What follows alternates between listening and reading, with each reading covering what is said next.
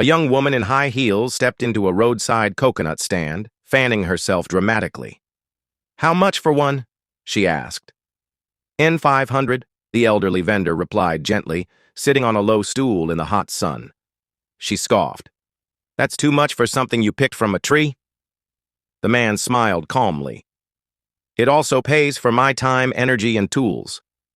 Rolling her eyes, she walked away, muttering, "Uneducated people and their prices." Minutes later, a second lady arrived, wearing office slacks and AirPods. "How much for one coconut?" she asked. "N500, the vendor replied. Without removing her AirPods, she waved dismissively. "That's more than I pay at the supermarket," and walked away.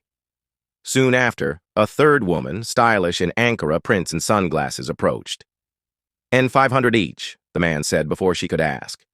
She laughed. "How much do you even make in a day selling this? You should find a real job." The next afternoon, all three women returned, this time accompanied by a camera crew. They were journalists covering local street hustles. "Sir," one of them said, "we want to feature your little coconut business." The elderly vendor chuckled, stood up, and adjusted his hat. "Before you do, let me share a little secret," he said. "I own this land you're standing on. I planted every tree here. I sell these coconuts not because I have to, but because I love meeting people." He continued, "This stand earns me N30,000 daily.